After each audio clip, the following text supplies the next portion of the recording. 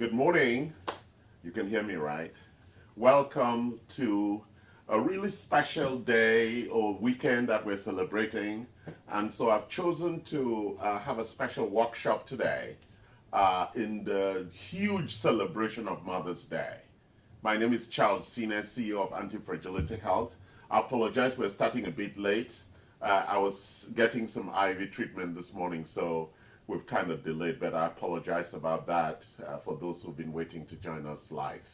So again, we have been on this journey for the past workshops, and those who've been following us, thank you for following us. We have been on this amazing journey of longevity. So I'm really grateful for all of those who are watching the workshops live and after on YouTube and Facebook. We post it significantly. It's important you watch the series. We've been on this journey we call longevity. And it's a journey about health span, which is how much health you have for as much as you live. So lifespan and health span. That's the journey we've been about. But you know, one of the questions that I've received is, why have a long and healthy life if one has no purpose? So at the core of it is actually purpose. There must be a reason why we're alive. If not, then, you know, like this morning we had issues with homeless people and all of that, people who have lost their way. And therefore, hope and purpose are really critical at the core of lifespan and health span.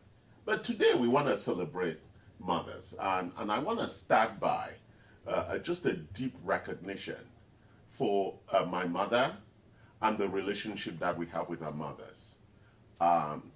Not just because at the emotional level, you know, mothers are like almost, I didn't know until I lost mine, just the anchor of my life. My mother was, and I can hear her voice now, really critical in shaping my thinking and supporting my efforts to be independent and to be liberated and to pursue the things I wanted to, and the deep encouragement. I also learned from her to be deeply spiritual and to be really mindful and thoughtful. All the challenges I had with my mother were around my lack of thoughtfulness, not paying attention, not being present. And those are things I'm still working on today. How to be present, how to be mindful, how to be thoughtful, and how to love and take care of the people, the children of God.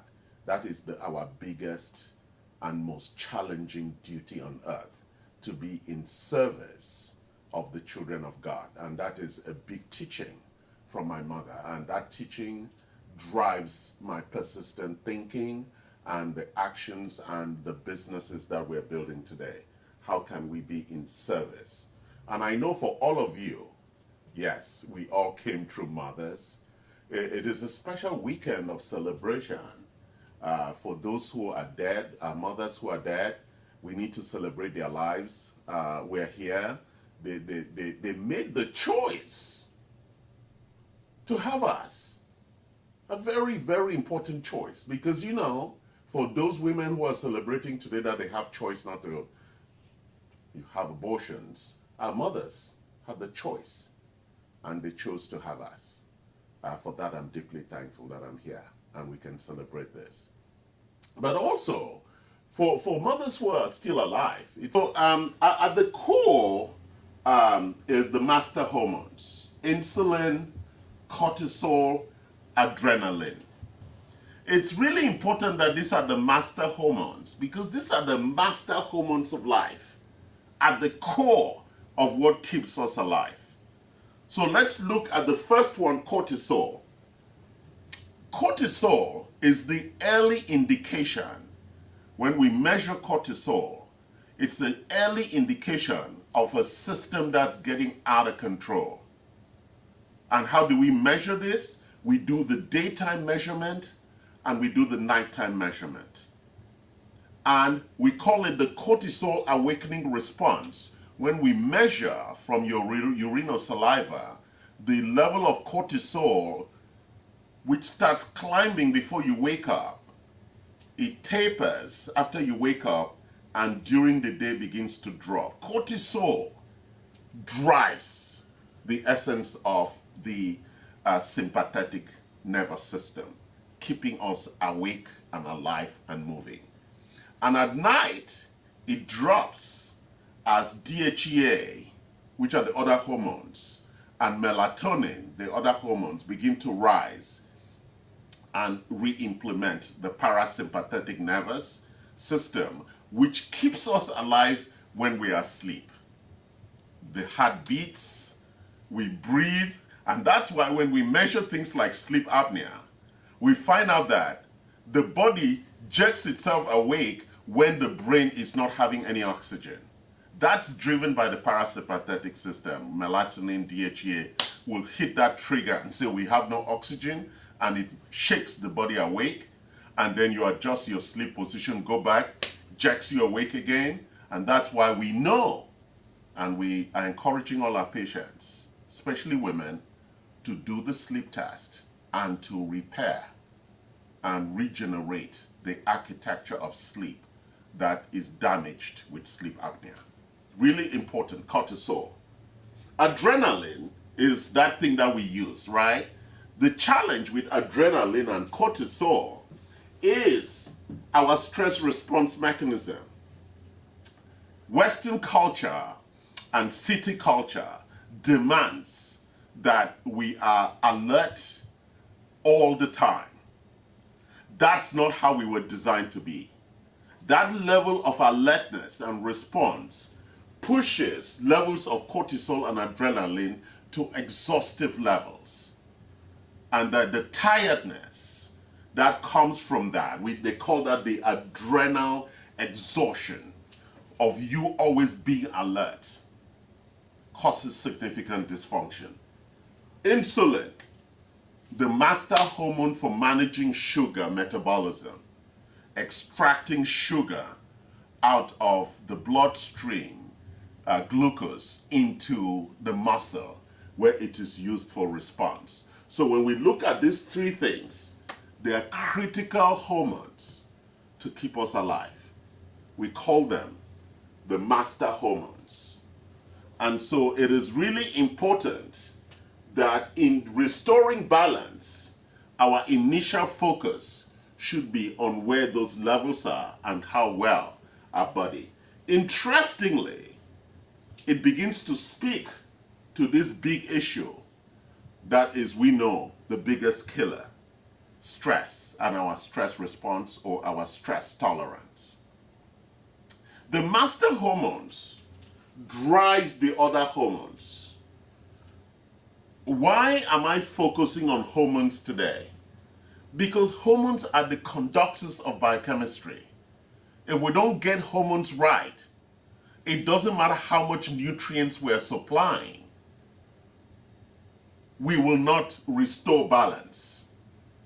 So getting hormones right is a critical way to achieve balance, or what we call homeostasis, where the body returns to equilibrium. And at equilibrium, all the systems are running as designed. So restoring balance is where we want to go. And to get there, that journey begins with getting the hormones sorted. So sex hormones, big critical ones that we lose over time. And so we use bioidenticals, right? There are synthetic hormones and there are bioidentical hormones. And it is important that we use bioidenticals. And the bioidenticals work very well because I take them myself. And they're critical, not just for libido and for sexual satisfaction and performance, but testosterone, progesterone, and estrogen at the right levels are critical for our sympathetic and parasympathetic nervous systems in terms of our response in being alive, having a healthy and a long life. They're really critical hormones in that architecture. The thyroid hormone, which we would call the master of metabolism, right? I am also on a bioidentical thyroid because I'm hypothyroid. My response, my thyroid response is lower, and so I'm taking a bioidentical thyroid hormone for getting that adjustment in place. Then we have the growth hormones, which we get from exosomes and other things that we push into our system. So hormones, as the focus of this Mother Day conversation, are critical in our beginning the journey of restoring balance. Again, what is balance? Balance is that perfection around which we were created. And where does imbalance come from? Let's look at the 8 levers within our control that we've been talking about when we talk about longevity, health span, and lifespan. Diet. One of the big reasons why women have real challenges today is the diet. We are in a culture today where we eat what we like rather than eating what we need. It's a critical issue. If you're always eating what you like, you know there's some people who eat just chicken all the time. You know, sorry, chicken doesn't have all the things that you need. And so we talk about supplementation. Diet and supplementation are critically combined. One is endogenous, one provides macronutrients, and the other one provides micronutrients. And that creates a collective diet or nutritional biochemistry architecture. It's really important we understand that. Genetics, most of us are predisposed by what we inherited from our parents, from our fathers and mothers. Let's look at something like mitochondria. Our mitochondrial architecture and the diseases of the mitochondria, which drive a lot of the underlying issues of cancer, are inherited only from our mothers. The mitochondria, the energy architecture in every cell, is only inherited through mothers. That's a critical issue that we need to understand. So if our mothers had a deep, challenging health problems, chronic illness issues, it's important we know that, and that we do our genetics to understand what our susceptibilities would be or our underlying weaknesses would be. It's really important we get that. My mother died at 70 and died from complications of heart disease and stroke. We know that women are 3 times more at risk for stroke. We know that women are 3 times more at risk for Alzheimer's. These are the big killers of today. The number 1 killer in America is heart disease, not COVID, sorry. And therefore, it is really important that we understand our genetics and what we've inherited and know what the susceptibilities are. What are those opportunities in terms of weaknesses? Especially when we look at our sugar metabolism, our lipid, and our protein metabolism. Because if they're not optimized, then we are not getting all the nutrients that we are taking from macronutrients and micronutrients. Then we look at infections. Lots of women suffer from UTI, the urinary tract infections. And when those are powerful indications of a weakened immune system.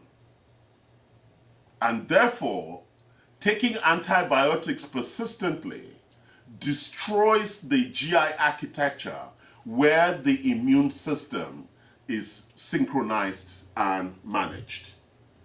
And so antibiotics is really the wrong response to a persistent infection architecture. Rather, it is telling us that we have immune system weakness, not laziness. And therefore we need to rebuild the immune system architecture to cope with an environment that men have 1 and women have 2. And what are those environments? One is our tract, our GI tract, the gastrointestinal tract that has diversity of bacteria. For women, the vaginal tract also is a very challenging architecture with regard to bacterial diversity. As we know, we inherit the GI tract diversity as we emerge through the vagina. So the tract architecture and diversity is critically important for immune health and for overall in the restoration of balance. It's important that we understand that. So if you have problems with your period, with cramps, with pain, with UTI, there's powerful indications that there's a problem of imbalance, which we need to fix. Let's look at stress. We spoke about stress already, one of the big challenges of our time, especially for women. And why so? Because women are responsible for most of the challenges in society. Responsible for the household, responsible for children, ultimately, because when marriages break down, typically the children stay with mom. That's very stressful. So when we have men who are irresponsible and are not supporting their families, we have chaos in society. That stress is destructive in its nature when we look at the hormonal impact of stress and the impact that it has on us overall. Toxicity, one of the big ones. We live in a very poisoned environment, chemically poisoned in terms of heavy metals, in terms of the manufacturing, the cheapness of the materials. They're all biochemically synthetic materials that continuously breathe poisonous chemicals into the food, water, and air. And we continue to breathe those things, and we pay the price. Because toxins change the frequency and the rhythms of each cell and each organ.